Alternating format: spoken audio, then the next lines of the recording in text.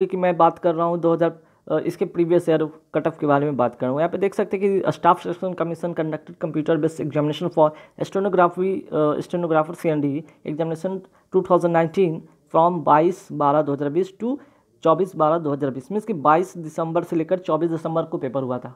ठीक है, जिन्होंने पेपर दिया तो उनको पता है कि जो एग्जामिनेशन 2019 वाला था उसका पेपर कब हुआ था, 22 दिसंबर 2020 से लेकर 24 दिसंबर 2020 के बीच में हुआ था। ठीक है, अब बात था कि इसका जो है कट ऑफ जो आया वो कट ऑफ कितना था, है ना, और उसी के अकॉर्डिंग इस बार आपको कट ऑफ को ध्यान में रखकर तैयारी करनी है। ठीक है, तो देख सकते हैं सबसे पहले हम जनरल कैटेगरी की बात करते हैं। जो कट ऑफ गया था, कितना गया था यहाँ पे 153.94071, है ना। डेसिमल के बाद भी आपको 5 डिजिट तक गए थे, डेसिमल के बाद भी 5 डिजिट तक गए थे।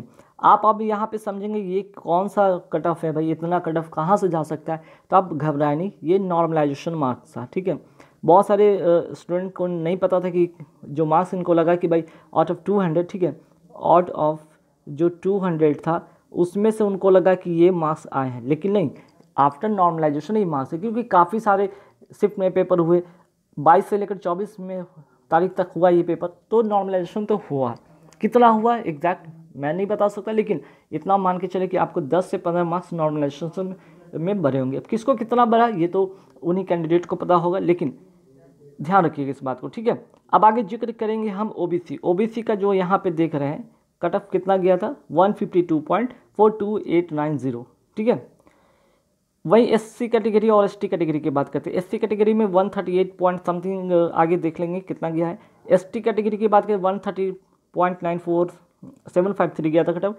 वेज कैटेगरी वाले देख ले 70.9944499 गया था, है ना। तो ध्यान रखिएगा इस तरह का पिछले बार का कट ऑफ रहा था 200 में आपके ये जो कट ऑफ थे आफ्टर नॉर्मलाइजेशन मार्क्स था, ये बात का ध्यान रखेंगे।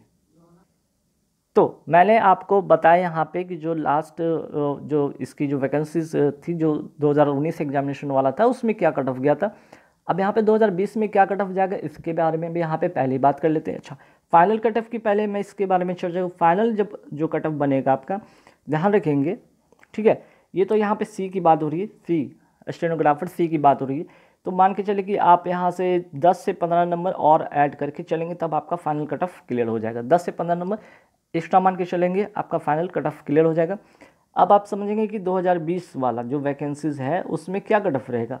तो देखिए इस बार की अगर 2020 की अगर वैकेंसीज कर सकते हैं तो जो टेंटेटिव वैकेंसीज है लगभग 850 है ना। लगभग जो है 2020 का जो टेंटेटिव जो यहाँ पे जो वैकेंसीज देखने को बन रहा है वो 850 के आसपास में। ठीक है, पिछले बार की अगर बात करें तो वैकेंसीज और कम थी, है ना। उसके पहले वाले अगर प्रीवियस ईयर में जाए तो वैकेंसी ज़्यादा थी, तो वैकेंसीज बढ़ा था घटा बढ़ा इस तरह से चलता आ रहा है। ठीक है, कट ऑफ भी इस तरह से देखते हैं। अगर कट ऑफ की बात करें तो कट ऑफ हर बार बढ़ता जा रहा है, कट ऑफ में ऐसा नहीं कि कमी आ रही, कट ऑफ हर साल बढ़ता ही जा रहा है। तो इस बार भी कट ऑफ आपको ऐसा नहीं कि वैकेंसीज अगर बहुत थोड़े बढ़ के आएंगे तो आपको जो कट ऑफ कम देखने को मिलेगा, नहीं, कट ऑफ आपको लगभग इसी के आसपास में देखने को मिलेगा। मैं समझता हूँ अगर जनरल कैटेगरी की हम बात करते हैं, अगर मैं जनरल कैटेगरी की मैं बात करूं तो कट ऑफ क्या रह सकता है ना, कट ऑफ क्या देखने को बन सकता है इस पर मैं बात कर रहा हूँ। तो यहाँ देख सकते हैं कि कट ऑफ अगर मैं कहूँ तो 150 के ही आसपास में देखने को बनेगा, है ना, 150 के आसपास में ही देखने को बनेगा। ठीक है, ये नॉर्मलाइजेशन पर डिपेंड करेगा किनका कितना बढ़ता है, नॉर्मलाइजेशन के बाद कितना आता है, लेकिन मान के चले जो आफ्टर नॉर्मलाइजेशन होगा वो 150 के आसपास ही कट ऑफ रहेगा। ठीक है, चलिए, तो मैं बात कर रहा था यहाँ पे C की बात कर रहा था ना। तो देखिए कुल मिलाकर मैंने बताया कि 2020 का जो वैकेंसीज है वो 850 के आसपास में या 850 प्लस ही रहेगा। ठीक है, पास नहीं, 850 प्लस रहेगा। तो आपको एक ओवरव्यू में दिखाना चाह रहा कि भाई कि जो इस बार की सिनेरियो क्या हो गया, लास्ट ईयर की क्या कट ऑफ गया था। ठीक है, अब यहाँ पे आप आके देख सकते हैं कि स्टेनो जो है D का देख लीजिए, C का मैंने बता दिया, D का देखिए कट ऑफ क्या गया था। जनरल कैटेगरी का मैं बात करता हूँ यहाँ पे 134.53552 गया था। अब आप ये कहेंगे कौन से मार्क्स है, तो आफ्टर नॉर्मलाइजेशन मार्क्स है। ठीक है, नॉर्मलाइजेशन के बाद का ये मार्क्स है, तो ध्यान रखिएगा। ठीक, वहीं OBC की बात करें 133.10093, SC कैटेगरी देख लीजिए 120. 01819, ST कैटेगरी 96.73246, ठीक है। EWS देख लीजिए यहाँ पे 122.91491942, ठीक। बाकी अदर कैटेगरी आप यहाँ पे देख सकते हैं। अगर एक नज़र आपको और मैं पीछे ले जाऊँ 2018 की बात करूँ, ठीक है, यहाँ पे देख सकते हैं 2018 वाली वैकेंसीज की मैं बात करूँ, जिसका पेपर कब हुआ था, 5 फरवरी 2019 से लेकर 6 फरवरी 2019 तक, है ना। तो देख सकते हैं कि जो वैकेंसीज आती है उसके नेक्स्ट ईयर ही एग्ज़ाम लगभग समझिए कि इधर 2-3 साल से हो रहा है। 18 वाली वैकेंसीज का एग्ज़ाम होता है 2019 में, 19 वाला का एग्जामिनेशन होता है 2020 में, और 2020 वाला एग्जामिनेशन हो रहा है 2021 में, ठीक है। तो ऐसे ही एक सा एग्ज़ाम चलता आ रहा है, काफ़ी लेट हो रहा है नोटिफिकेशन के बाद। पहले जहाँ 2 से 3 महीने में एग्ज़ाम हो जाता था, अब यहाँ मान के चले कि 6 से 8 महीने का समय लग जाता है। या इधर तो पिछले बार की देखें तो कोविड-19 पैंडेमिक के कारण तो डिले हुआ था, ठीक है। तो मान के चले कि लगभग नोटिफिकेशन के बाद 2 से 3 महीना लगते हैं, एग्जामिनेशन हो जाता है। लेकिन फिर ये 2-3 साल से देखें तो ट्रेंड में कि 6 से 8 महीने समय ले लेते हैं ना। स्किल टेस्ट में आपको ज़्यादा समय नहीं मिलेगा, स्किल टेस्ट में मुश्किल से आपको 2 महीने से ज़्यादा समय नहीं मिलेंगे, ठीक है। तो इस बात का तैयार रहिएगा। तो मैं थोड़ा सा लास्ट ईयर एक बार और चलता हूँ। जनरल कैटेगरी देख सकते हैं 138, ठीक है, सी का।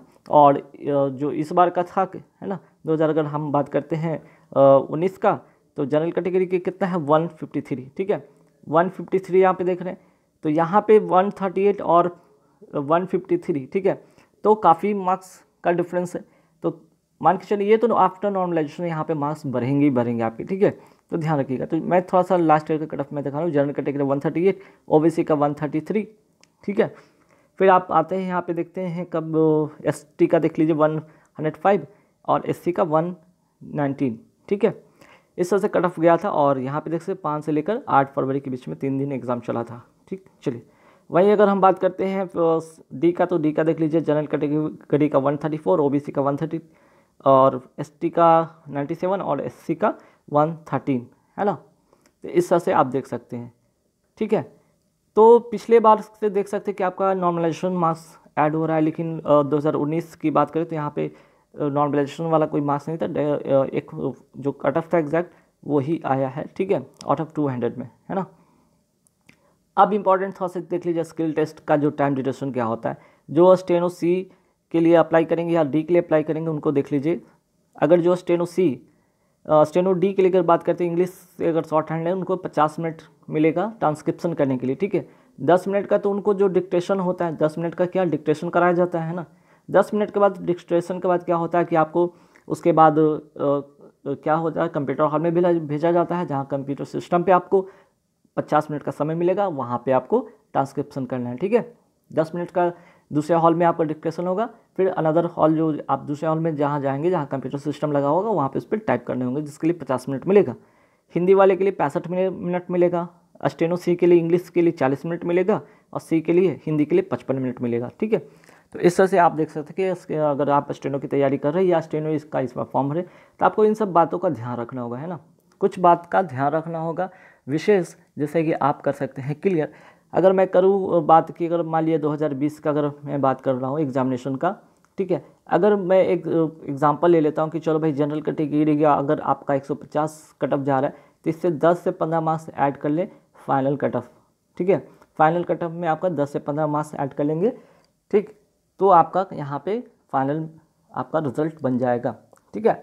और स्किल सबसे इंपॉर्टेंट चीज़ है स्किल टेस्ट। और रिजल्ट के बाद क्या होता है कि बहुत सारे ऐसे भी कैंडिडेट होते हैं जो SSC की तैयारी करते हैं, CGL की तैयारी करते हैं, या MTS हो, CHSL हो, तो इस तरह के कैटेगरी में तैयारी करने वाले स्टूडेंट भी क्या होते हैं कि स्टेनो के फॉर्म भर देते हैं। लेकिन होता क्या है, यहाँ पे स्किल टेस्ट या शॉर्ट हैंड इनको आता नहीं है, जिसकी वजह से वहाँ से वो हट जाते हैं।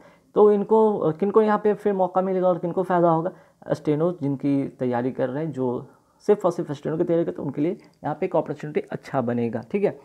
तो ध्यान रखेंगे इस बात का कि आप उन लोगों के बीच में फाइट नहीं कर रहे जो CGL या CHSL की तैयारी करें, आप उन लोगों के साथ फाइट करें जो सिर्फ और सिर्फ स्टेनो की तैयारी करते हो, ठीक है। तो आप अपना तैयारी को बेस्ट करेंगे। अब चूँकि आप सभी को पता है कि यहाँ पे 11 से लेकर 15 नवंबर के बीच आपका एग्जामिनेशन है ना। अब 11 से 15 नवंबर के बीच में एग्जामिनेशन होता है। आपका स्किल टेस्ट कब हो सकता है, तो स्किल टेस्ट के लिए आपको मैंने बताया तो 2 मंथ का समय मिलेगा।